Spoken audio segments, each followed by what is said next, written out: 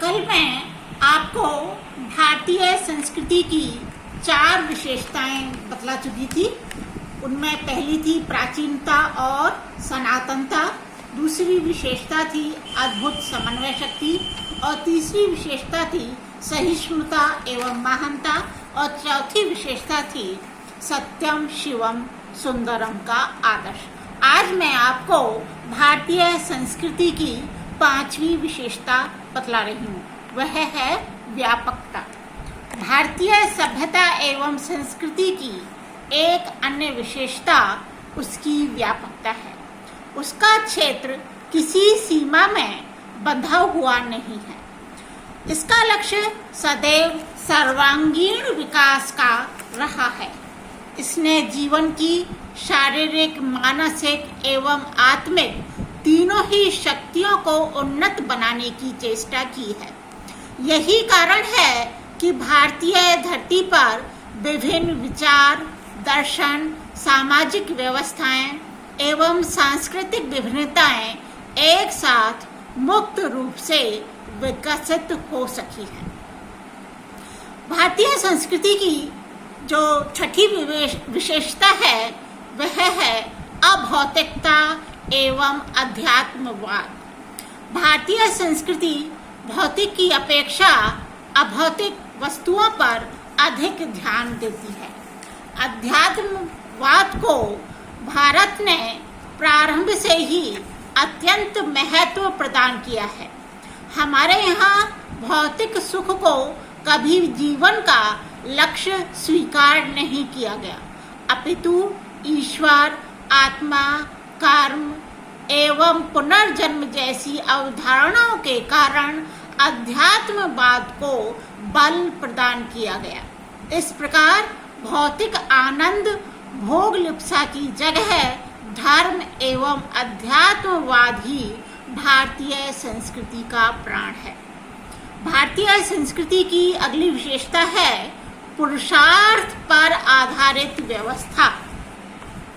व्यक्ति अपने जीवन में धर्म, अर्थ, काम व मोक्ष के लक्ष्यों को प्राप्त करने का प्रयास करता है। व्यक्ति के जीवन में पुरुषार्थ चतुष्टय के उचित समन्वय से न केवल व्यक्तित्व का विकास होता है बल्कि समाज का जीवन भी उन्नत होता है। इसी पुरुषार्थ की व्यवस्था के कारण भारतीय संस्कृति अन्य पाश्चात्य संस्कृतियों से अलग पहचानी जाती है। अगली विशेषता है कर्म एवं पुनर्जन्म। भारतीय संस्कृति अपने कर्म एवं पुनर्जन्म के सिद्धांतों के कारण अपनी विशिष्टता बनाए रखने में समर्थ हुई है।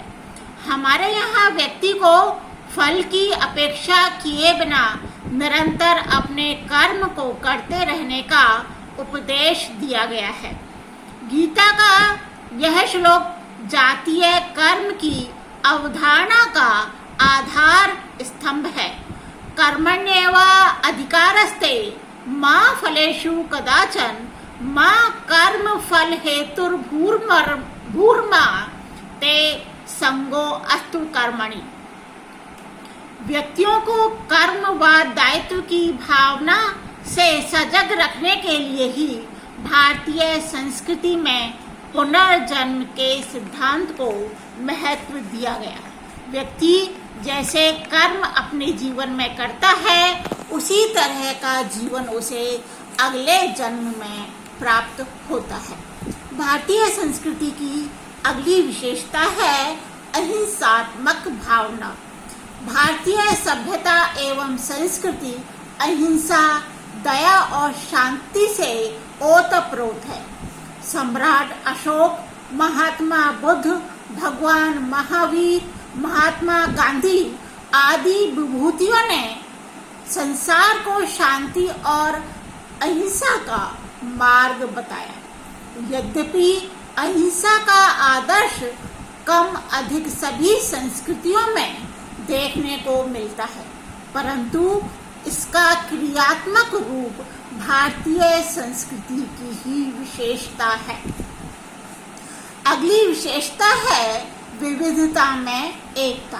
भारत के लोगों में जाति, वंश, धर्म और भाषा की विविधता होते हुए भी आधारभूत एकता बनी रही है।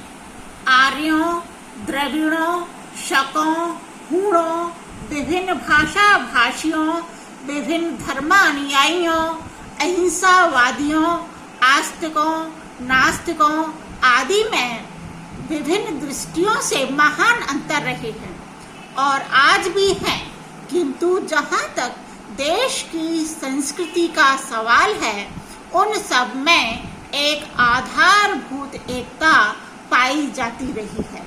आज विश्व शांति की स्थापना के लिए भी विविधता में एकता के इसी मार्ग को अपनाना अनिवार्य हो गया है। अगली विशेषता है दार्शनिक तत्व। भारतीय संस्कृति की यह एक विशिष्ट देन है। पुराण, इतिहासकार, लेखक, कवि, स्मृतिकार, कलाकार, मूर्तिकार, चित्रकार आदि सभी अपने कार्यों व कृतियों में उच्च दार्शनिक तत्वों को लोक स्तर पर प्रतिष्ठित करने में संलग्न रहे हैं और इसमें उन्हें सफलता भी प्राप्त हुई है। अगली और अंतिम विशेषता जो मैं आपको बतलाने जा रही हूँ भारतीय संस्कृति की, वो है ग्रहणशीलता। भारतीय संस्कृति जड़ और स्थिर नहीं है।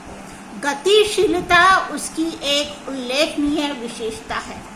भारतीय संस्कृति समय समय पर आवश्यकता अनुसार विदेशों से आए हुए शासकों के सांस्कृतिक तत्व से अपना अनुकूलन करके तथा उनके कुछ तत्वों को ग्रहण करके चिर नूतन और चिर सक्रिय बनी रही है।